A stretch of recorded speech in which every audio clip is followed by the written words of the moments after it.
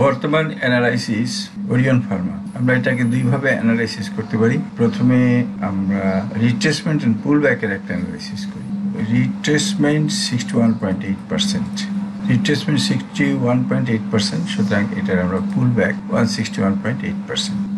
পুল ব্যাকটা টানলাম 77 টাকা 90 পয়সার থেকে 67 টাকা 90 পয়সা। পুল ব্যাকের 5ও টানলাম, এখন দেখা যাক এটা কত দূর যায়। 161.8%, 161.8% is equal to 84, অর্থাৎ 84 টাকা পর্যন্ত। যদি শুধু এটার রিট্রেসমেন্ট এন্ড পুল ব্যাক ধরি তাহলে এটার লাস্ট রেজিস্ট্যান্স, মানে এই প্যাটার্নটুকে লাস্ট রেজিস্ট্যান্স হলো এইটি। আমরা হারমোনিক প্যাটার্নে একটা অ্যানালাইজ, এটা মনে রাখেন যে এটার আমাদের বর্তমান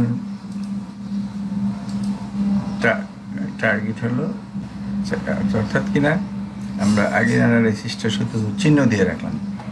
এখন হারমোনিক প্যাটার্নে দেখি, সুইংটার থেকে আমি আপাতত ধরি, কারণ এটার টার্গেটটা বলে রাখি। এখানে হয়েছে 85.70। ওকে,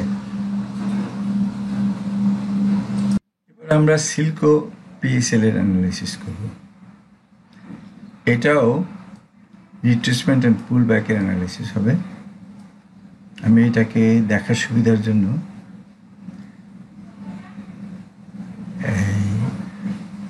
2 days ভিউতে নিলাম।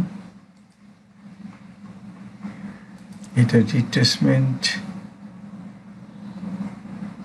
এইখানে, আচ্ছা 1 ডেতেই আসি।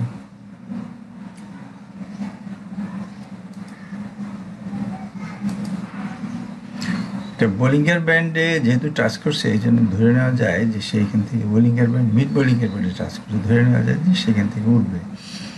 সেই জন্যই আমি এইখান থেকে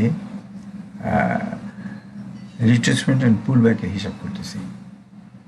সুতরাং এই জায়গাটা সম্ভবত 38, 50, প্রায় 61, প্রায় 61.8%, মানে সম্ভবত 18 টাকা। এখন 18 টাকা এইখান থেকে আমি এক্সটেনশন বা পুল ব্যাকটা কতটা হয়, 161.8%, 23 টাকা 50 পয়সা। আচ্ছা, তার ছোট্ট দুটো অ্যানালাইসিস খুব সহজ। এটা অ্যানালাইসিস দুটো এখানেই শেষ।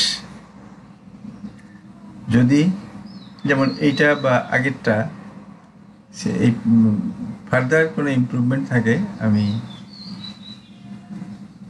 অ্যানালাইসিস দেওয়ার চেষ্টা করব।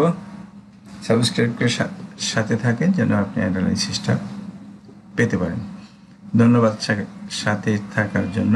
আসসালামু আলাইকুম।